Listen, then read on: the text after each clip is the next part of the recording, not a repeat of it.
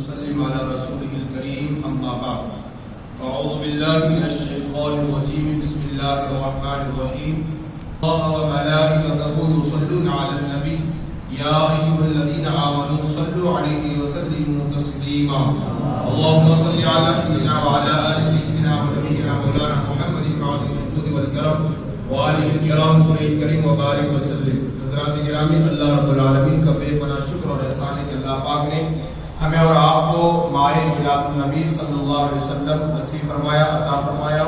اللہ پاک اس مہینے میں ہم سب کو کثرت کے ساتھ آقا کریم صلی اللہ علیہ وسلم کی بارگاہ میں درود و سلام کا تحفہ پیش کرنے کی اللہ توفیق عطا فرمائے، اور آج کی اس بابرکت محفل کو اللہ پاک ہماری اپنی بارگاہ میں قبول و مقبول فرمائے۔ جیسے کہ میں نے وعدہ کیا تھا کہ صرف 10 سے 15 منٹ میں آپ کے سامنے حضور کی سیرت پیش کرنے کی کوشش کروں گا۔ اللہ پاک قرآن میں فرماتا ہے لَقَدْ مَنَّ اللَّهُ عَلَى الْمُؤْمِنِينَ إِذْ بَعَثَ فِيهِمْ رَسُولًا، یقیناً بے شک تاکہ کہ اللہ پاک نے مومنین پر بڑا احسان فرمایا کہ ان میں عظمتوں والا رسول بھیج دیا، یعنی اللہ پاک نے بے شمار نعمتیں ہمیں عطا فرمائی۔ آنکھ جیسی نعمت اللہ نے دی، ایسا نہیں جتایا کہ بندے میں نے تجھے آنکھ دی تو تجھ پر احسان کیا۔ اللہ نے زبان جیسی نعمت عطا فرمائی تو اللہ نے یہ نہیں فرمایا بندے میں نے تجھے زبان دی تو میں نے تجھ پر احسان کیا۔ ہاتھ پیر اللہ نے عطا فرمایا، اور سینکڑوں اربوں خربوں نعمتیں اللہ نے نوازا، لیکن کسی نعمت کو دیکھ کر رب نے احسان نہیں جتایا، مگر جب محبوب کی بات آئی تو اللہ نے کہا کہ اے بندو، اللہ نے تم پر بڑا احسان فرمایا کہ تم نے اپنا محبوب بھیج دیا، اپنا رسول تمہیں دے دیا، حالانکہ اپنا محبوب کوئی کسی کو دیتا نہیں ہے۔ یہ اللہ رب العالمین کا فضل ہے، اس کی عطا ہے، اس کا کرم ہے کہ اس نے اپنا محبوب اپنے بندوں کے حوالے کر دیا۔ یقیناً رسول اللہ صلی اللہ علیہ وسلم ہمارے لیے بہت بڑی نعمت ہے، بہت بڑی نعمت ہے، اللہ کی بہت بڑی نعمت ہے۔ اگر حضور ہمارے درمیان نہ ہوتے تو ہم آج انسان نہ ہوتے، انسانی شکل میں جانور ہوتے۔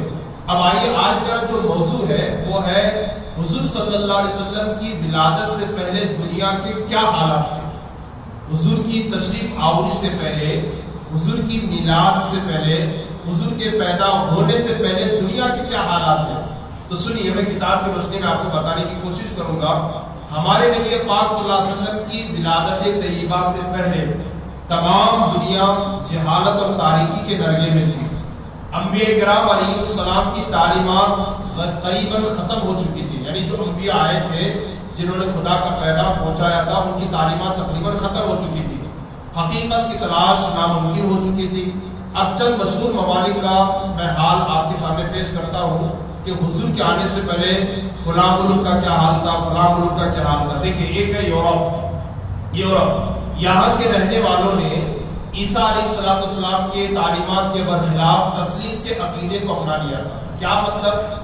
عیسیٰ پیغمبر کی تعلیم کیا تھی؟ اللہ ایک ہے، یہی عیسیٰ پیغمبر نے تمام کو تعلیم دی ہے نا، لیکن وہاں کے رہنے والے، یورپ کے رہنے والے ان کے تعلیم کے خلاف جا کر تین خدا مانتے تھے۔ ایک تو خدا کو خدا مانتے، یہ ہمارے حضور کے آنے سے پہلے کی بات بتا رہا ہوں، اور ایک تو حضرت عیسیٰ کو خدا کا بیٹا کہتے یا خدا کہتے، ایک حضرت مریم کو معاذ اللہ کی بیوی کہتے یا تو خدا کہتے، ٹھیک ہے۔ تین کو وہ خدا مانتے تھے، تثلیث کا عقیدہ رکھتے تھے۔ کہاں کے لوگ؟ یورپ کے لوگ، حضور کے میلاد سے پہلے۔ اسی طریقے سے ایران، یہاں کے لوگ بھی بت پرستی کے بالکل جو ہے وہ شکار ہو چکے تھے، ایران کے لوگ کلی طور پر۔ مصر کا کیا حال تھا حضور کی آمد سے پہلے؟ مصر کے لوگ یہودی اللہ کے نبی عزیر علیہ السلام کو اللہ کا بیٹا سمجھ کر ان کی عبادت کرتے تھے۔ مصر کے جو لوگ تھے ہمارے نبی کے آنے سے پہلے، عزیر علیہ السلام کون ہے؟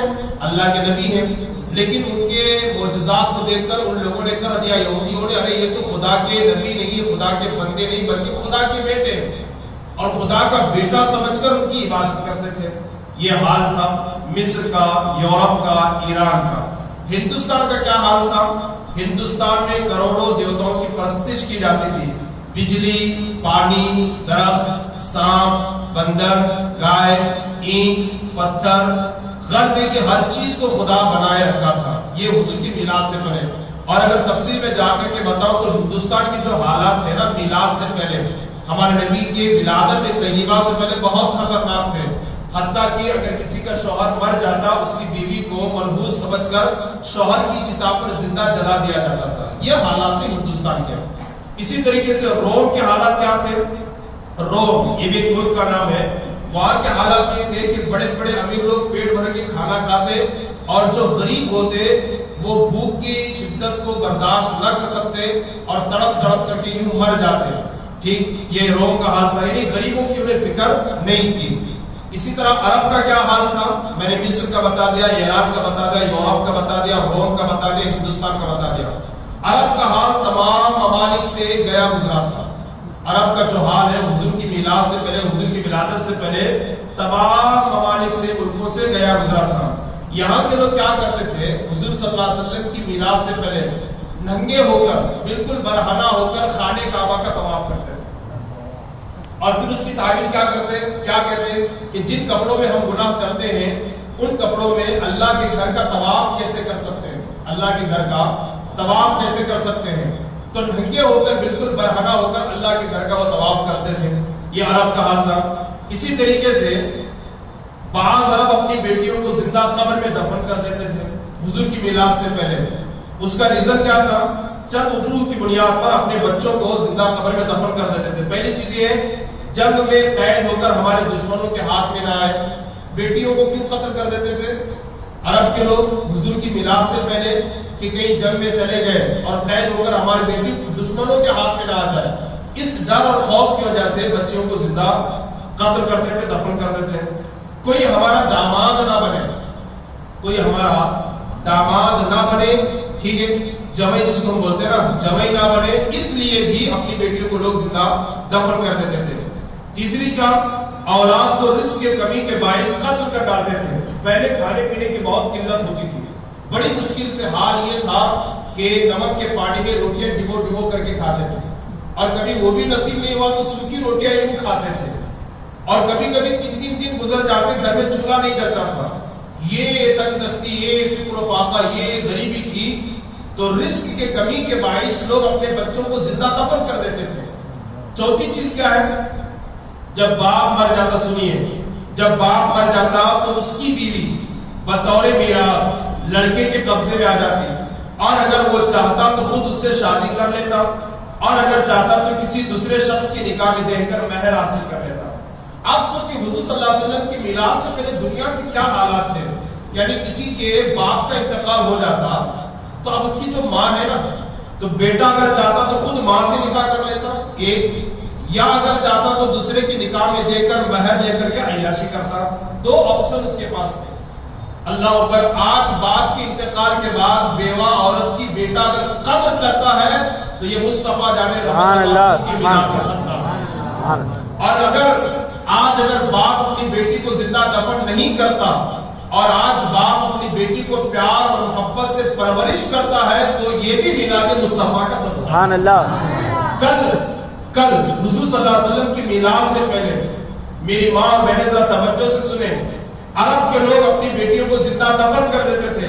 رات کے 3 بجے اٹھ کر ایک باپ اپنی بیٹی کو لے کر قبرستان دوڑتا. آج بھی مکہ مکرمہ میں وہ قبرستان موجود ہے جہاں پر بچیوں کو زندہ دفن کیا جاتا تھا. آج بھی رات کے 2 بجے، 1 بجے، 2:30 بجے، 3 بجے سناٹے میں باپ اپنی بیٹی کو قبرستان کی طرف لے جاتا اور زندہ دفن کر دیتا. تو کل بھی باپ دوڑتا تھا اپنی بیٹی کے لیے، اور آج بھی باپ رات کے 2 بجے دوڑتا ہے اپنی بیٹی کو لے کر. فرق صرف اتنا ہے کہ کل کا باپ بیٹی کو زندہ دفن کرنے کے لیے دوڑتا تھا، آج کا باپ رات کے 2 بجے دوڑتا ہے اپنی بیٹی کی جان بچانے کے لیے دوڑتا ہے. سبحان اللہ. یہ میلاد مصطفیٰ کا صدقہ ہے، یہ حضور کی ولادت کا صدقہ ہے. تو دیکھیے دنیا کے حالات بہت خراب تھے، بہت خراب تھے. حضور صلی اللہ علیہ وسلم تشریف لائے، اللہ کے رسول نے ہمیں بتایا ایک خدا کی عبادت کریں، ماؤں کی عزت کریں، ماں کے قدموں کے نیچے جنت ہے. میرے نبی نے فرمایا لوگوں اب بیٹیاں زندہ دفن نہیں کی جائیں گی. سنو، محمد جو اللہ کا سب سے بڑا رسول ہے وہ کہتا ہے کہ جس کی ایک بیٹی ہوگی اور وہ اس کی اچھی تعلیم کر کے، اس کی پرورش کر کے اچھے انسان سے اس کا نکاح کر دے، میں محمد اسے جنت کی ضمانت دیتا ہوں. سبحان اللہ سبحان اللہ. تو دنیا کے حالات بہت خراب تھے اور بہت بیکار تھے. عرب کا حال، یورپ کا حال، ہندوستان کا حال، روم کا حال، ایران کا حال بالکل گئے گزرے تھے. یہ ہمارے آقا کا کرم ہے کہ آقا ہمارے درمیان تشریف لائے. وہ ہر عالم کے لیے رحمت ہے. سبحان اللہ. وہ رحمت للعالمین ہے. اتنی بات یاد رکھیں، اللہ کیا ہے؟ رب العالمین ہے. سارے عالمین کا رب ہے، خالق ہے. تو جن جن چیزوں کا رب خالق ہے ان چیزوں کے رسول اللہ رحمت ہے. سبحان اللہ. اللہ رب العالمین ہے، ہمارے نبی رحمت للعالمین ہے. وہ ہر عالم کے رحمت ہے. اسی رحمت میں رہ جاتے. یہ ان کی مہربانی ہے کہ یہ رحمت، یہ عالم انہیں پسند آ گیا. سبحان اللہ. یہ ان کی مہربانی ہے کہ وہ ہمارے درمیان آ گئے. اللہ کے رسول نے آ کر ہمیں بتایا انسانیت کیا ہے، خدا کون ہے، بڑوں کی عزت کیا ہے، ماں باپ کی قدر کیا ہے. تو حضور کے تشریف لانے سے حالات اچھے بنے. آج اگر ہم بیواؤں کی عزت کرتے ہیں، ماں باپ کی قدر کرتے ہیں، بڑوں کی عزت کرتے ہیں اور ایک دوسرے کا درد محسوس کرتے ہیں، غریبوں، یتیموں، بے سہاروں کی مدد کرتے ہیں، تو یہ سب میلاد مصطفیٰ کا صدقہ ہے. بس آخری بات، ہمارے نبی صلی اللہ علیہ وسلم کی ولادت کب ہوئی؟ اصحاب فیل کے 55 روز کے بعد حضور کی ولادت ہوئی. کل انشاءاللہ میں یہاں سے بتاؤں گا اصحاب فیل کا مطلب کیا ہے. جو ہاتھی والوں کا جو واقعہ پیش آیا نا، ہاتھی والوں کا جو واقعہ پیش آیا، اس کے 55 روز کے بعد، 55 روز کے بعد حضور صلی اللہ علیہ وسلم کی ولادت ہوئی. کیا بات ہے؟ آپ نے دیکھا نا مکہ شریف میں کعبہ ہے، کعبہ جس کا لوگ طواف کرتے ہیں. ایک بادشاہ ہے ابرہا نام کا بادشاہ، ایران کا بادشاہ. اس نے اپنے ملک میں ایران میں ایک کلیسا بنایا، ایک مندر بنایا اور کہا کہ لوگ مکہ جانے کی بجائے لوگ یہاں ایران کو آئے اور یہاں طواف کریں. خانہ کعبہ کا طواف کرنے کی بجائے لوگ دنیا بھر کے لوگ وہاں جاتے ہیں خانہ کعبہ کا طواف کرنے کے لیے، وہاں جانے کی بجائے یہاں آ کر کے وہ یہ کریں. یہ بات عرب کے ایک آدمی کو بہت بری معلوم ہوئی، بہت غصہ آیا. غصے کی حالت میں اس نے کیا کیا؟ ایران گیا اور جا کر کے اس کی کلیسا میں پاخانہ کر دیا. تو جب بادشاہ کو پتا چلا کہ میرے بنائے ہوئے مندر اور کلیسا میں عرب کے ایک شخص نے پاخانہ کر دیا ہے، اس نے لشکر لے کر کے مکے پر حملے کا ارادہ کیا اور ایک بڑی فوج، بڑی ٹیم، بڑا لشکر لے کر کے وہ آیا خانہ کعبہ کو ڈھانے کے لیے. اور خانہ کعبہ کو گرانے سے پہلے، ڈھانے سے پہلے عرب کے تمام لوگوں کے جانوروں، بکریوں، اونٹوں اور ہاتھیوں کو قبضے میں لے لیا. اس میں حضرت عبد المطلب جو ہمارے نبی کے دادا ہیں، ان کے 200، بعض روایت کے مطابق 500 اونٹ بھی تھے، ان کے بھی لے لیا. اور لینے کے بعد بالکل مکہ سے دور جو نا وہ حملے کی تیاری کر رہا تھا. حضرت عبد المطلب کو، حضور کے دادا کو جب پتا چلا کہ میرے اونٹ کو ابرہہ بادشاہ نے اپنے قید میں لے لیا ہے، یہ ڈائریکٹ گئے. اور آپ بہت ہی خوبصورت تھے عبد المطلب رضی اللہ عنہ، بہت ہی بالکل جو ہے وہ طاقتور تھے اور بہت عزت کرتا تھا ابرہہ بادشاہ، اور کعبے کے متولی بھی تھے. تو جانے کے بعد بادشاہ ان کے روب و دبدبے، حسن و جمال کو دیکھ کر کے کھڑا ہو گیا اور اپنے بازو اٹھایا. کہا متولی صاحب بولیے کیسے آنا ہوا؟ کعبے کے متولی تھے نا عبد المطلب حضور کے دادا. کہا کیسے آنا ہوا؟ کہا ابرہہ بادشاہ میں نے سنا ہے آپ نے میرے 200 اونٹوں کو اپنے قبضے میں لے لیا ہے، ان کو لینے کے لیے آیا ہوں. تو بادشاہ نے کہا مجھے تعجب ہوتا ہے، آپ کو اللہ کے گھر کی فکر نہیں ہے، اپنے جانور کی فکر ہے، اپنے جانور کو بچانے آئے ہیں. میں نے تو یہ سمجھا تھا کہ آپ اللہ کے گھر کی بات کریں گے اور ریکویسٹ کریں گے. جانتے ہیں حضرت عبد المطلب نے کیا کہا تھا؟ فرمایا اونٹ میرے ہیں تو میں اونٹ کی بات کروں گا، سبحان اللہ. گھر تو اللہ کا ہے، وہ اللہ بچا لے گا. سبحان اللہ سبحان اللہ. اونٹ میرے ہیں میں اس کی بات کروں گا، گھر تو کعبہ تو اللہ کا ہے، وہ اللہ بچائے گا. آپ میرے اونٹ مجھے دے دیں. یہ کہہ کر کے ساروں کے اونٹ، جانور، بکریاں لے کر کے آئے. آنے کے بعد تمام مکہ والوں سے آپ نے فرمایا لوگوں سب مکہ چھوڑ کر کے پہاڑوں کی طرف چلے جاؤ، کھاڑیوں کی طرف چلے جاؤ. سارے لوگ چلے گئے اور حضرت عبد المطلب نے اپنے خاندان کے بڑے بڑے لوگوں کو لے کر خانہ کعبہ کے سامنے ہاتھ اٹھا کر کے دعا کی، اللہ یہ گھر تیرا ہے اور اس گھر کی حفاظت کی ذمہ داری بھی تیری ہے. سبحان اللہ سبحان اللہ. یہ کہہ کر کے آپ پھر چلے گئے. پھر جیسے ادھر ابرہہ بادشاہ ہاتھیوں پر سوار ہو کر کے آیا کعبے کو ڈھانے کے لیے، اچانک سمندر کی طرف سے ابابیل پرندے آئے. اور پرندوں کی سچویشن کیا تھی؟ ان کے ایک چونچ میں ایک پتھر تھا اور دونوں ٹانگوں میں 2 پتھر تھے. اور جھنڈ کے جھنڈ میں جماعت کی شکل میں پرندے آئے اور ابرہہ اور اس کے لشکر پر وہ اوپر سے سنگ باری کرتے، پتھر پھینکتے، کنکر پھینکتے. وہ کنکر کی طاقت اتنی تھی کہ وہ اس کے لشکر کے سر میں پڑ کر 2 حصے کر کے ہاتھی کو چیر کر کے زمین تک چلے جاتے. سبحان اللہ سبحان اللہ. سارا لشکر ختم ہو گیا, حتیٰ کہ ابرہا بادشاہ بھی ختم ہو گیا اور وہ بھی ہاتھی بھی مر گیا, سارے لوگ ختم ہو گئے. اس کے بعد مکہ کے سارے لوگ آ کر کے پھر مکہ میں آباد ہوئے. یہ پورا واقعہ 30ویں پارے میں الم تر کیف سورہ میں سورہ فیل میں اللہ نے بیان فرمایا. اللہ کہتا ہے نا الم تر کیف فعل ربک باصحاب الفیل, میرے محبوب آپ نے کیا نہیں دیکھا کہ اللہ نے ہاتھی والوں کا کیا سلوک کیا. ابھی حضور پیدا نہیں ہوئے, اللہ حضور سے کہہ رہا ہے کیا آپ نے نہیں دیکھا میں نے ان کا کیا حال کیا. یہ بات کس سے کہی جاتی ہے؟ حاجی صاحب آپ نے وہ واقعہ نہیں دیکھا پرسوں دعوت میں؟